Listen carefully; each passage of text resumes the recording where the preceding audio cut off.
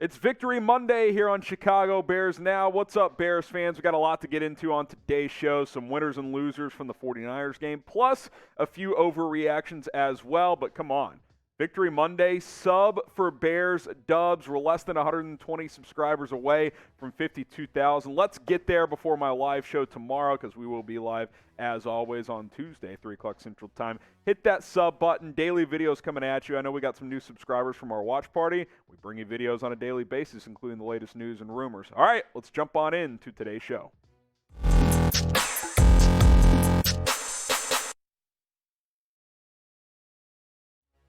Today's episode of Bears Now is presented by LinkedIn Talent Solutions. Looking to grow your small business? Well, make sure you hire the right people by posting your job at LinkedIn Talent Solutions for free. Go to linkedin.com/NFL Daily to get started today. We'll tell you a little bit more about them later on in the show.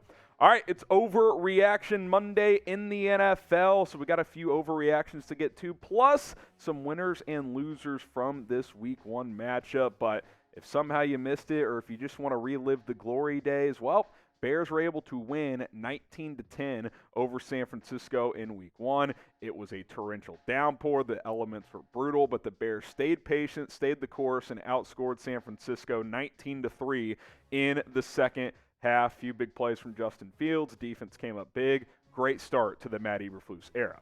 All right, let's get to some rumors coming out of this game, and then we'll get into some winners and losers later on. All right, more time, playing time, I should say, for Dominique Robinson. Should that happen?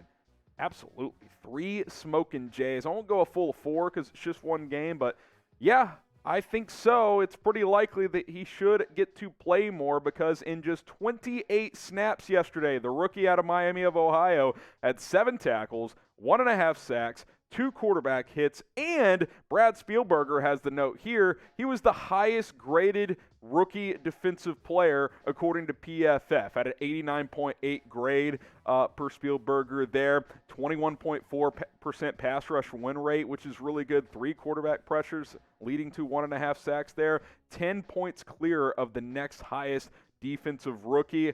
This was impressive. I was so impressed with the rookie edge rusher and Dominique Robinson. And remember, he was questionable going into this game. He had been dealing with a banged-up knee coming out of that Browns game in the final preseason game, and all he does is go out there and ball out like that. Yeah, I think he's a guy that could be in line for more playing time sooner rather than later.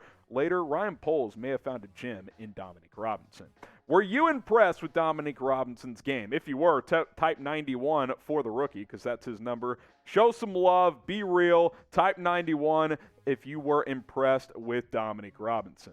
All right, we haven't shown the Smokin' Jay rumor meter in a while, so if some new subscribers are like, 3 Smokin' Jays, what does that mean? So here it is. 0 Smokin' Jays, fake news. It's completely false. 1 Smokin' Jay, it's barely true, kind of a pun on words there. Could happen, but unlikely. 2 Smokin' Jays, people are talking. It's possible, firmly in that rumor meter. 3 Smokin' Jays, it's pretty likely. I think it's pretty likely Dominique Robinson's going to get more playing time. And then 4 Smokin' Jays, bear down. It's happening. Leave no doubt about it. All right, number 2. So how many Smokin' Jays for this one?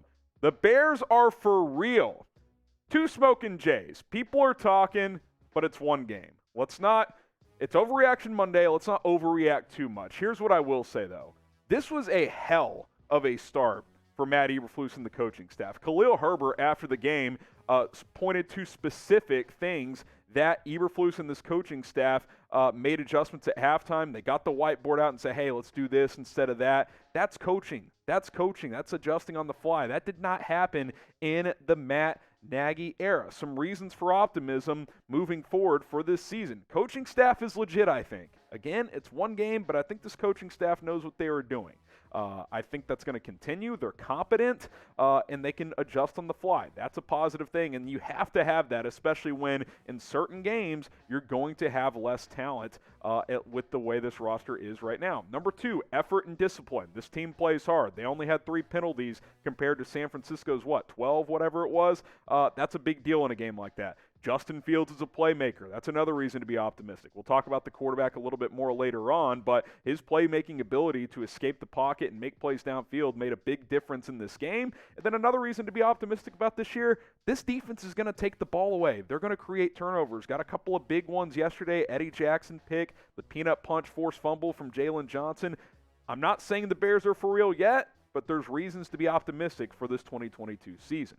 Now, today's show is sponsored by LinkedIn Talent Solutions. Fall is here, and a lot of small companies looking to expand, looking to hire new people, just like we are here at Chat Sports. Just hired 4 new people, looking to add some more in the near future. And LinkedIn Talent Solutions is going to help you find the best people possible, because you can create a free job post in just minutes on LinkedIn Jobs to reach your network and beyond to the world's largest professional network of over 810 million people. Simple tools like screening questions make it easy to focus on candidates with just the right skills and experience, so you can quickly prioritize who you'd like to interview and hire, because we all know you got to find the right people, right applicants. LinkedIn's going to help you do that. LinkedIn Jobs also helps you find the candidates you want to talk to faster. Did you know every week nearly 40 million job seekers visit LinkedIn? Post your job for free at linkedin.com/NFL Daily. That's linkedin.com/NFL Daily to post your job for free. Terms and conditions apply. We're growing like crazy here at Chat Sports. Thanks to LinkedIn Talent Solutions, we're able to post some jobs for free, find the right people. We've got a team of 20 people now. We're hoping in the near future we double that number. LinkedIn.com/NFL Daily. Post your job for free. Got to find the right people as you grow your small business. Link in the comments and in the description of this video. It's linkedin.com/NFL Daily.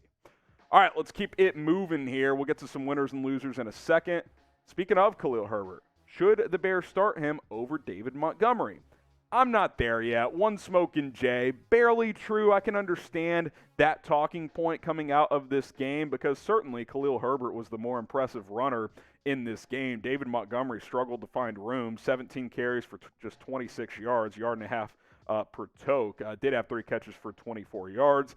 Khalil Herbert, 9 carries, 45 yards, average 5 yards a carry. Had that game-sealing touchdown late. Just had the 1 catch for negative 2 yards, so he wasn't as impactful in the receiving game.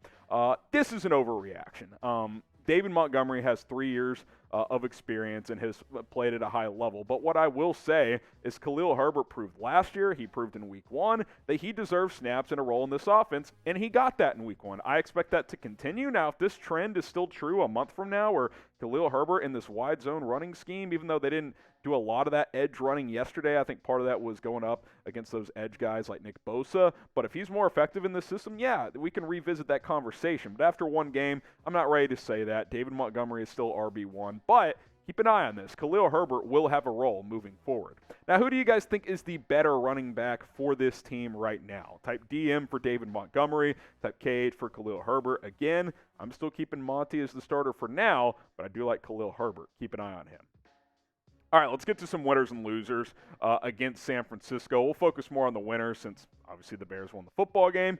Dante Pettis. I mean, what can you say? The guy just keeps showing up, and he keeps making plays, right? Had that big 51-yard touchdown catch when Fields evades a sack, rolls left, scans the field, sees Pettis wide open on the right side, kind of lofts it to him. He catches it and runs it about 35 more yards into the end zone for a touchdown. He just keeps showing up. He keeps making plays. I think he's got to have a bigger role moving forward. He played about 40% of the snaps. Don't be surprised if he gets more playing time, because he just keeps showing up, guys. And this coaching staff is all about who's producing. Dante Pettis is a guy who's doing just that.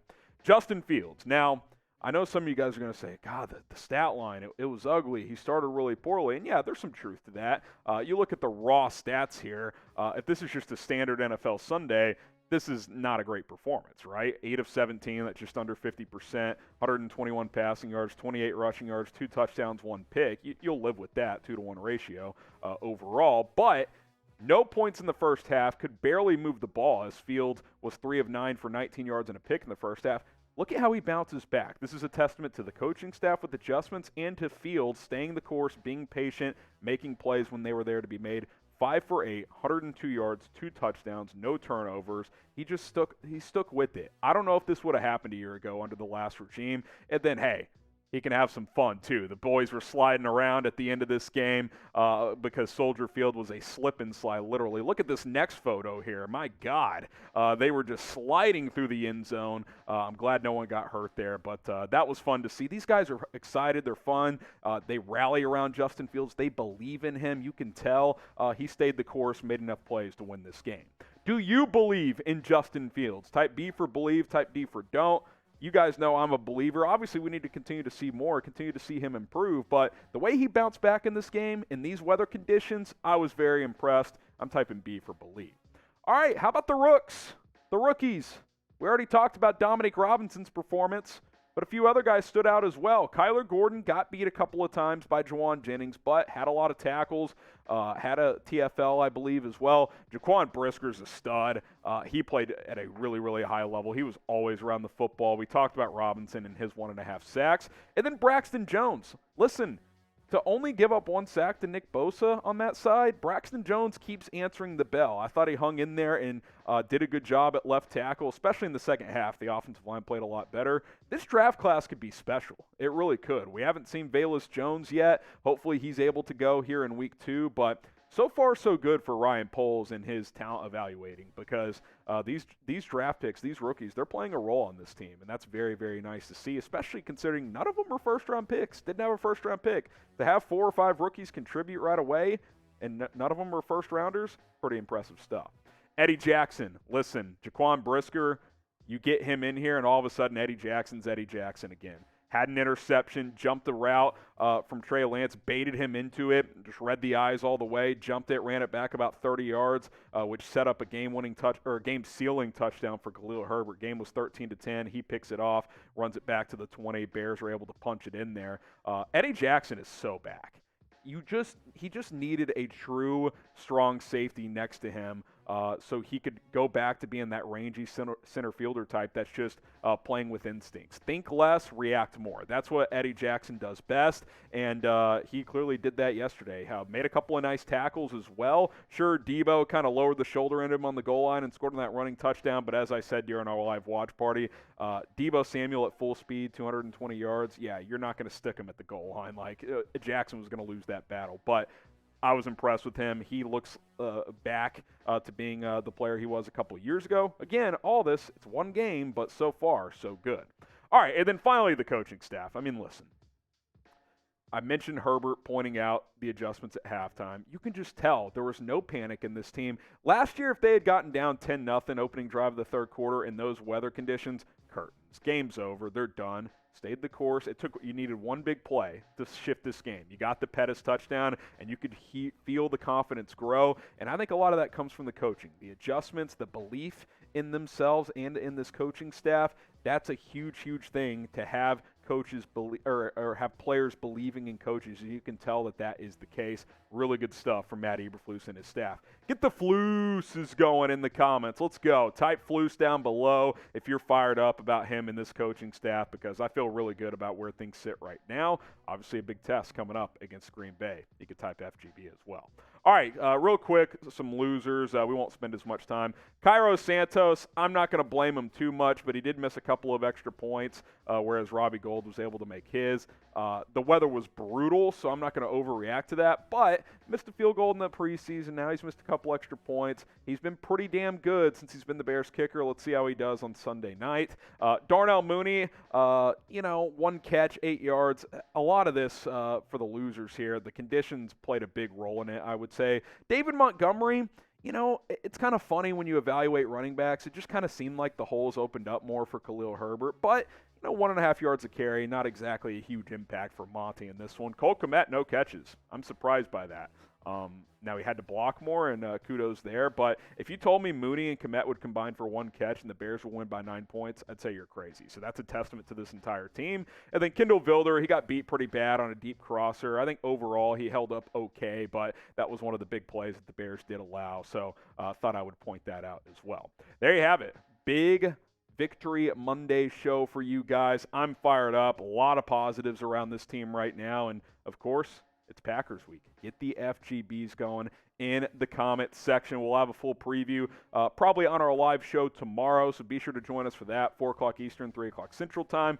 Should be a lot of fun breaking down this Week 2 matchup in the NFC North. All right, appreciate you guys for tuning in. Subscribe and join us tomorrow. I'm Harrison Graham. We'll see you next time here on Bears Now.